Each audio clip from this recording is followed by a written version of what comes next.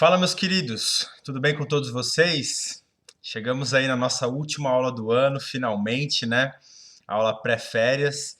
E na aula passada eu havia comentado com vocês que eu iria fazer dessa última aula com apresentação de slides. Porém, estava dando uma analisada nos assuntos da unidade 4 e eu vi que são assuntos que nós já trabalhamos no ano passado. Então, na verdade, vai ser uma espécie de uma revisão. E aí, para essa aula ficar mais curta, para essa aula ficar até mais dinâmica e mais fácil para vocês, eu vou usar o livro digital mesmo e eu vou fazer uma revisão zona aqui. Fechou? Então, peguem o livro de vocês, coloquem lá na página 336 para poder acompanhar, tá? Então eu vou ler essa primeira parte aqui, depois eu trago a explicação, beleza? Vamos falar sobre formação e conservação do solo. Então, em regiões da Terra sujeitas a riscos climáticos ou terremotos e vulcanismos, a água subterrânea é uma reserva estratégica, uma vez que é menos vulnerável aos eventos catastróficos que atingem as populações. Porque, na verdade, essa água fica em reservatórios subterrâneos, né? Não sei se vocês se lembram, mas esses reservatórios subterrâneos podem ser tanto os aquíferos, que são grandes reservatórios em profundidades maiores, e também nós temos o lençol freático, que é um outro tipo de reservatório que é um pouquinho mais superficial do que os aquíferos, e eles funcionam como os rios, né? Onde as águas subterrâneas elas vão se locomovendo aí em diferentes regiões. Beleza? Outro aspecto importante desempenhado pela água subterrânea é sua descarga em cursos d'água superficial, como os rios e lagos, o que permite a sua manutenção durante a época seca. A descarga em cursos d'água pode chegar à vazão de um rio durante certas épocas do ano, permitindo a utilização desse recurso superficial, para as mais diversas finalidades, incluindo a captação para o abastecimento ou para a diluição do esgoto não tratado lançado pelas cidades. O mesmo mecanismo também garante a manutenção de áreas alagadiças, como brejos, pântanos, mangues e restingas, importantes para o equilíbrio dos ecossistemas, tá? E agora vamos falar sobre água no planeta. Gente, a água no planeta nós sabemos que ela tem que nós fazemos uma divisão basicamente em água salgada, ou seja, a água dos ambientes marinhos, né? Que corresponde a 97% de toda a água existente no nosso planeta. Então, a superfície do nosso planeta corresponde a cerca de 70% de água, a superfície. E em termos da quantidade de água total, 97,5% é água salgada e esses 2,5% que sobra é água doce, né? É aquela água que nós consumimos, beleza? Esses reservatórios de água doce podem ser diversos, tanto os rios quanto lagos, represas, as águas subterrâneas, como eu comentei aqui, como o lençol freático e os aquíferos, e também sob a forma de geleiras, tá? E aí, se nós formos pensar sobre a quantidade de água disponível dos locais da onde nós captamos água, principalmente, que são os rios, represas e lagos, nós temos uma quantidade muito pequena de água. Apesar de não parecer, né, nós aqui do Brasil, um país bastante privilegiado em termos de quantidade de água doce, né, dessa água que nós consumimos, nós temos aí cerca de 12% da água doce do mundo, né? Mas em termos gerais do nosso planeta, apenas cerca de 0,3, 0,4% dessa água de rios, lagos e represas é o que está disponível para o nosso consumo. Olha isso, pessoal, olha que interessante. Então vamos lá. A água está presente nos rios, mares, lagos, solos, na atmosfera também tem, né? A água atmosférica, perdão, que está lá sob a forma de gases, sob a forma de gotículas que estão presentes nas nuvens, né? E também nos corpos dos seres vivos, além da forma líquida, a mais comum no ambiente, a água pode ser encontrada nas formas sólida e de vapor, beleza? Bom, então, como eu já havia comentado, que a maior parte da água da Terra ela é salgada, né, e tá presente principalmente nos mares e nos oceanos. E aí a maior parte de água doce do planeta ela está concentrada nas geleiras sob a forma sólida, beleza? Outra parte menor concentra-se em reservatórios subterrâneos denominados aquíferos, tá? Além do próprio lençol freático. E aí existe uma dinâmica constante, né? Por quê? Se nós formos lembrar do ciclo da água, a gente vai perceber que a água que está presente hoje, tanto nos oceanos quanto nos rios e lagos e etc., ela vai passar pelo processo de evaporação, ela vai passar então pela mudança do estado líquido para o estado gasoso, aonde ela vai para a atmosfera para compor as nuvens que são formadas por vapor de água e por gotículas de água. Quando essas nuvens elas ficam altamente carregadas e pela influência aí dos fatores atmosféricos, diferenças de temperatura, de pressão atmosférica, chove. Dependendo da temperatura ambiente, essa chuva ela vai acontecer sob a forma de água líquida e nos ambientes mais frios não vai acontecer a chuva, mas vai acontecer a neve, que para a gente poder entender aqui de uma forma mais fácil é uma chuva de gelo, né? Digamos assim. Então, essa variação vai acontecer de acordo com a temperatura. Agora, em termos de águas continentais, que são as águas que estão presentes nos continentes, né? Então, não vamos pensar aqui, não vamos considerar as águas oceânicas, tá? Que é aquela água salgada. A gente tem então os rios, né, que são formados principalmente pela água da chuva, que se infiltra no subsolo. Quando o volume dessa água aumenta e chega à superfície do solo, surgem as nascentes dos rios. Existem dois tipos de rio: o perene, aquele que nunca seca, né, geralmente são rios maiores, e o temporário, que deixa de existir na época seca, beleza? Então, para nós aqui no nosso caso, no território brasileiro, essa época seca vai ser principalmente outono e inverno, tá?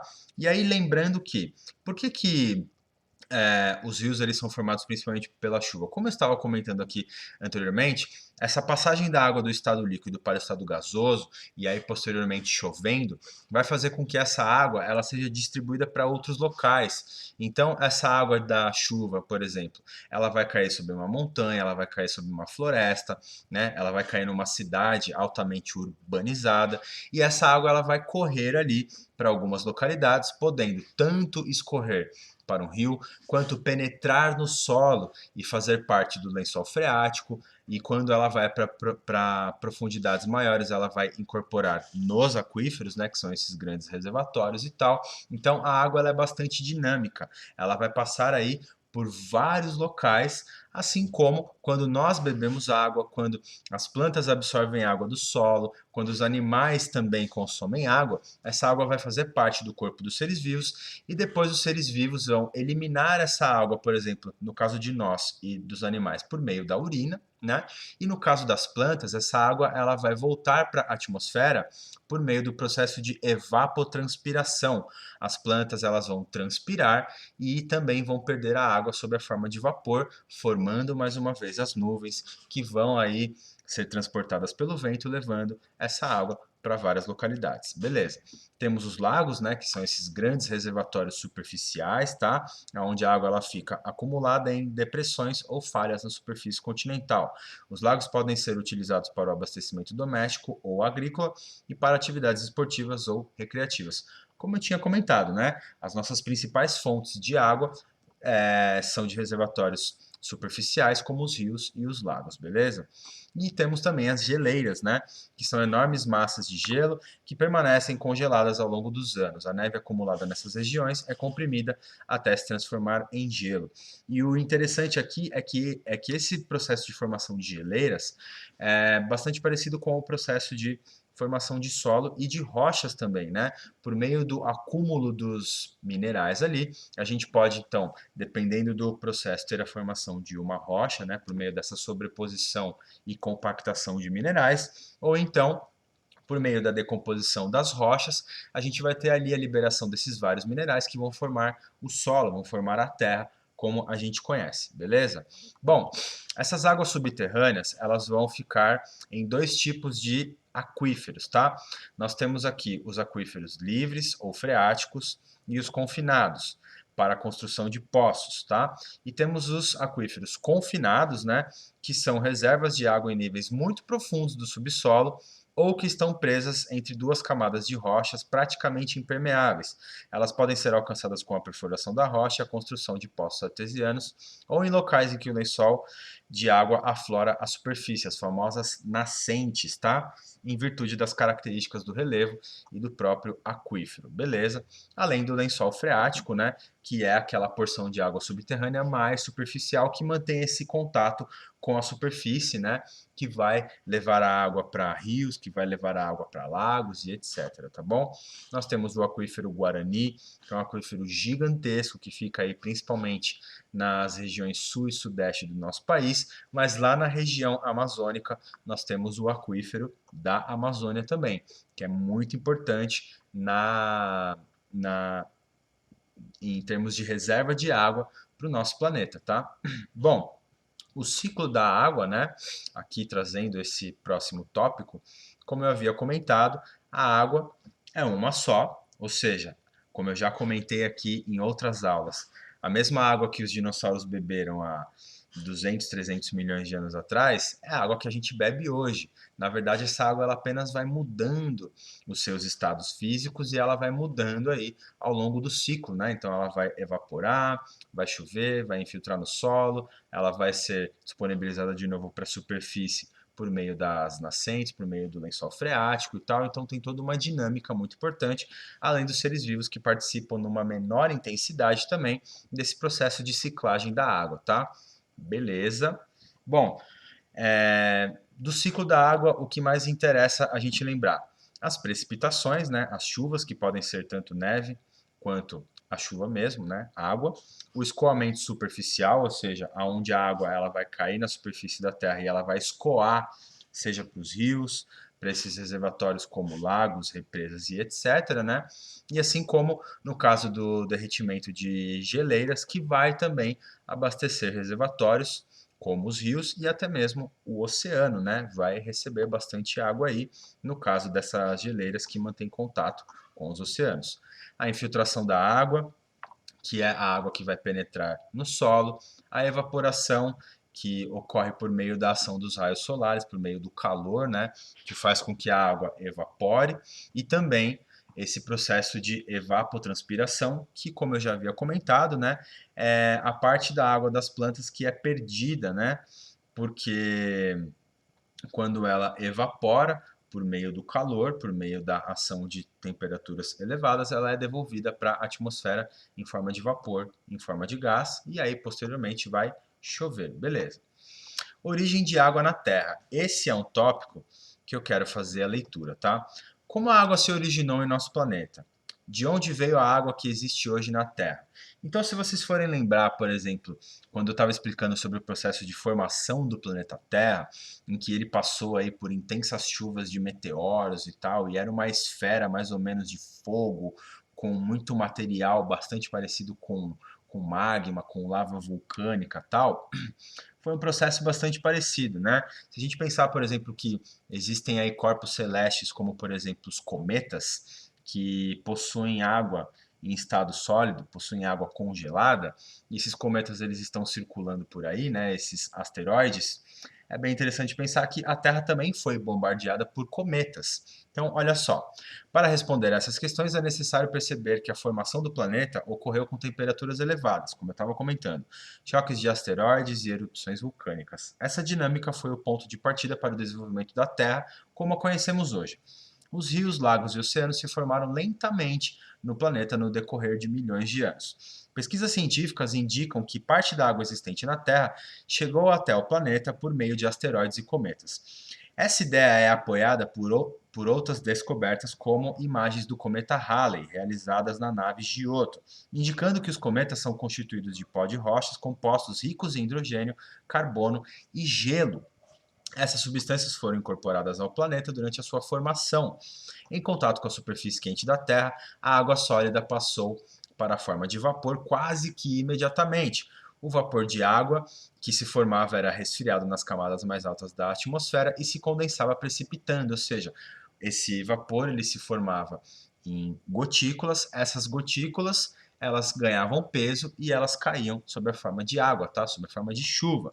Esse processo durou milhões de anos até que a superfície da Terra finalmente se resfriou e a água então acumulou-se em lugares mais baixos, em estado líquido, dando origem aos primeiros oceanos, os oceanos primitivos. Existem outras teorias que explicam a origem da água na Terra. Uma delas considera que durante a formação do planeta, cada pedaço que se juntava continha uma quantidade de água. Outra defende que a luz do Sol consegue quebrar algumas substâncias que, ao se rearranjarem quimicamente, podem formar a água. Então, os elementos químicos que estão presentes no espaço, tá? Beleza. E agora, partindo para o solo do nosso planeta, que é a parte final aqui para a gente poder relembrar. Pessoal, o solo ele é formado basicamente por minerais, tá? E esses minerais eles vêm da onde? Das rochas. Então, mais uma vez lembrando daquela aula que eu estava falando sobre a formação do nosso planeta, e aí eu falei que o planeta Terra é um planeta rochoso, então a principal constituição do nosso planeta é rocha, e é por isso que ele se chama planeta Terra e não planeta Água. Então, para a gente poder estabelecer aqui essa relação, a gente poderia chamar o nosso planeta de água, levando em conta que 70% da superfície dele é formada por água. Entretanto, a constituição dele é principalmente por rocha. E aí, como que o solo se forma? Por meio da decomposição dessas rochas. Agora eu vou soltar um termo aqui que eu havia ensinado para vocês no ano passado. Lembra do intemperismo? O intemperismo é esse processo de decomposição das rochas, né? Que vai fazendo com que essas rochas elas sejam desgastadas, liberando esses vários minerais em forma de partículas que fazem parte delas, fazendo com que esses minerais eles fiquem livres, constituindo então o solo, como eu havia comentado aqui anteriormente, né? E aí então esse processo de desgaste de rochas, ao longo de muito tempo, de milhares e milhões de anos, foi formando então isso que a gente chama de solo, beleza? Então vamos lá. O processo de formação é muito lento, demora aí de 500 a milhares de anos, né? E os solos estão em constante transformação. Beleza. Então, os solos mais antigos costumam ser mais profundos e apresentar camadas diferenciadas. Essas camadas são paralelas à superfície, né? Ou seja, várias camadas e tal, e aí a superfície, beleza? E representam a atuação de processos de formação do solo. O solo que cobre grande parte da superfície da crosta terrestre é uma mistura de componentes inorgânicos, como água, ar e partículas de minerais originados das rochas. Olha aí. E também componentes orgânicos, como seres vivos e resto de matéria orgânica e organismos mortos. Então é muito importante da gente pensar também no processo da decomposição. Então, se nós levarmos em conta que grande parte dos constituintes dos seres vivos, tanto das plantas quanto dos animais e de nós seres humanos, e até dos micro-organismos, né, são os minerais. Esses minerais, depois que passam pelo processo de decomposição, né, esses seres vivos, melhor dizendo, quando eles são decompostos naturalmente, vai acontecer o quê? Todos esses elementos constituintes, dentre eles os minerais, eles vão voltar a ficar disponíveis no solo. E aí, dessa forma, esses organismos que morreram, depois de serem decompostos, eles vão formar o solo, né? E o que eu tinha comentado sobre o intemperismo, que é esse processo de desgaste de rochas, ele também pode ser entendido como o processo de decomposição das rochas. Beleza, pessoal? A presença dessa mistura de componentes inorgânicos e orgânicos no solo tem relação com a transformação e a degradação das rochas na superfície da Terra em um processo denominado intemperismo. Beleza? E aí, quais são os tipos de rochas que nós conhecemos? A gente estudou isso daí no ano passado. Nós temos 3 tipos de rocha, basicamente, de modo geral. Nós temos as rochas ígneas, ou então rochas magmáticas, né, digamos assim. Nós temos as rochas metamórficas e nós temos as rochas sedimentares, beleza? Vamos ler aqui rapidinho para a gente relembrar. As rochas ígneas ou então magmáticas, né, onde o próprio nome dá a entender magma. O magma, quando ele sai do vulcão, ele se chama lava. Essa lava, quando vai se resfriando, ela vai se tornar uma rocha, beleza? Então tá, as rochas ígneas ou magmáticas podem ser divididas em 2 grandes grupos, rochas vulcânicas ou extrusivas e rochas plutônicas ou intrusivas. O que vai diferenciar aí? É aonde elas são formadas e também a velocidade do resfriamento delas. As vulcânicas são formadas externamente na crosta terrestre, portanto, depois que o magma sai do vulcão e forma a lava lá. Beleza? E ocorre quando quando ocorre um rápido resfriamento do material expelido e formando rochas como o basalto. Por sua vez, as rochas plutônicas, as intrusivas, né, elas se formam quando o magma se consolida no interior da crosta terrestre, como o granito. E aí ela fica lá fora da superfície, ela fica no subsolo, beleza? A velocidade de resfriamento na formação das rochas ígneas é muito importante para definir as características que elas terão. Beleza, algumas imagens aqui, né, tanto de rochas aqui, quanto do processo do resfriamento da lava, beleza? E as rochas sedimentares? Se a gente pensar na palavra sedimento, a gente vai lembrar que sedimento é aquela sobreposição de camadas de minerais, né? E aí, quanto mais camadas, quanto mais sedimentos forem caindo uns sobre os outros, esses que estão mais na porção inferior vão ser cada vez mais compactados, pressionados, e ao longo de milhares de anos vai se formar uma rocha sólida, beleza? Então, olha só, a maioria das rochas expostas na Terra é sedimentar. Elas se formam por partículas de outras rochas e minerais depositados em determinado local por milhares ou milhões de anos. Sob o efeito da pressão e da temperatura, esses fragmentos se tornam compactos e cimentados entre si. Com uma lupa é possível observar esses pequenos fragmentos como se fossem grãos de areia agrupados, beleza? As rochas sedimentares são relativamente macias, né? Ou seja, elas são pouco resistentes. Justamente por quê? Porque elas são formadas por um processo diferente, né? Então, como é, na verdade, uma compactação, uma pressão e ali uma ação da temperatura sobre essas partículas de minerais, o processo de desgaste delas vai ser um pouco mais fácil do que em comparação com as rochas magmáticas que a gente viu aqui e com as rochas metamórficas que nós vamos ver a seguir, beleza? Então tá, aqui tem uma imagem, né, do Parque Varvito, que fica lá em Itu, um parque bem interessante que mostra, né? Então, ó, cada camada desse paredão de Varvito aqui são chamadas de espeliotemas ou então de folhas rochosas, né? Então, cada camada, cada folha dessa rocha aqui, na verdade, são essas camadas de sedimentos que ao longo de milhares de anos formaram esse baita paredão, essa baita rocha sedimentar aqui. Então, cada pedacinho que vocês estão vendo aí foi uma camadinha de sedimento que foi se sobrepondo um sobre o outro, né? Beleza, pessoal? E aí, finalmente, sobre as rochas metamórficas. Se nós pensarmos em metamórfica, a gente lembra de metamorfose. Se a gente pensa em metamorfose, a gente lembra em transformação. Então, olha só, as rochas nem sempre permanecem com o mesmo aspecto ou no mesmo lugar onde foram formadas.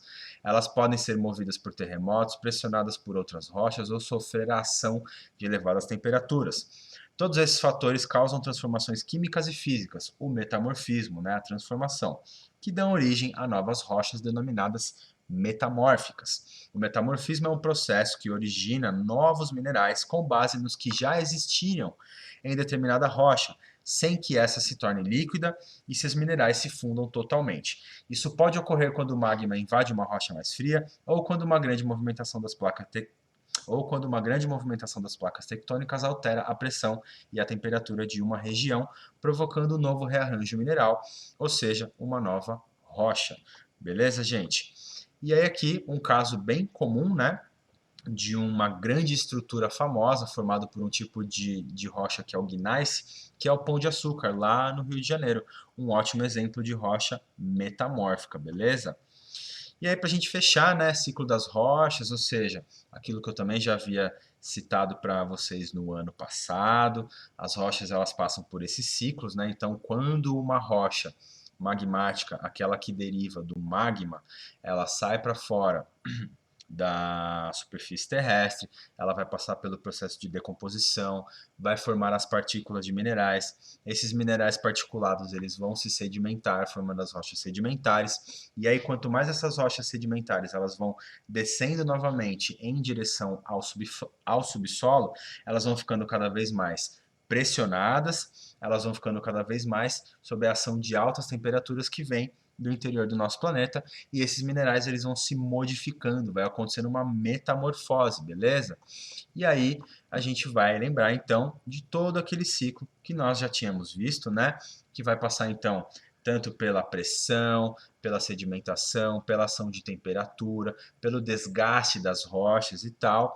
E aí, para a gente fechar, esse desgaste de rochas, né, esse intemperismo, vai acontecer de três formas principais. O intemperismo físico, tá? Que vai desgastar a rocha sob a ação do vento, vai desgastar a rocha sob a ação de temperatura, vai desgastar a rocha sob a ação de impactos, né, que essas rochas elas vão sofrer e etc e tal, né? Assim como no caso do intemperismo químico, que ele é ocasionado principalmente pela ação da água, porque a água ela apresenta algumas substâncias químicas naturais, né? Então, como por exemplo, quando nós temos a presença de gás carbônico na água, formando uma substância chamada ácido carbônico. Então é uma água com um pH um pouco mais ácido. E aí, esse pH ácido, né, esse ácido carbônico presente na água, vai degradar as rochas, né? Então dissolvendo ali, desgastando elas, liberando então esses minerais por meio desse processo do intemperismo químico. E aí, por fim, existe o processo do intemperismo biológico, né, que é causado pela ação de substâncias químicas produzidas por seres vivos, né? E o principal exemplo, no caso, é os líquens, né? São os líquens, né? Que é aquela associação de algas e fungos que vão liberar um tipo de ácido chamado de ácido liquênico. E esse ácido liquênico, ele tem essa propriedade, então, de desgastar as rochas. Olha que interessante. Então, olha só, ocorre quando há participação de seres vivos no processo de desgaste de rochas, né? A raiz de uma árvore, por exemplo, pode se infiltrar em uma rocha e, ao fazer isso, fratura essa rocha em partículas. Então, tem também a ação de vegetais. Nesse caso, a ação da raiz sobre a rocha não deixa de ser um intemperismo físico, uma vez que causa fragmentação. Dessa forma, podemos denominar esse intemperismo como físico e biológico, porque, na verdade, se não fosse a ação de uma raiz de um ser vivo, não seria biológico, né? Beleza. E aí o outro exemplo, então, é o caso dos líquens, né? Que quando fixados em uma rocha, esses seres vivos liberam ácidos que desgastam a rocha, formando debaixo deles um solo, né? Então, aquelas partículas que vão constituir o solo, a Terra como nós conhecemos, beleza? E um outro exemplo ainda do intemperismo biológico é a ação de animais cavadores, como tatus, lagartos ou pequenos insetos, como formigas e cupins.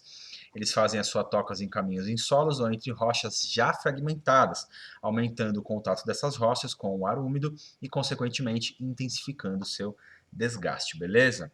E aí nós temos alguns outros fatores para o intemperismo, alguns fatores ambientais, como o clima, né, ou seja, as variações climáticas que vão afetar, o material de origem, ou seja, qual é o tipo de rocha, né? Se é uma rocha sedimentar, ela vai ser desgastada mais facilmente. Se é uma rocha magmática, ela vai ser desgastada mais dificilmente, né? A atividade biológica, o tempo, ou seja, o tempo pelo qual uma rocha ela fica exposta no ambiente, sob a ação de chuva, ação de vento, ação solar e etc e tal, assim como o tipo de relevo, né? Existem relevos que vão sofrer aí com erosões e outras coisas que vão também promover um desgaste no solo, beleza?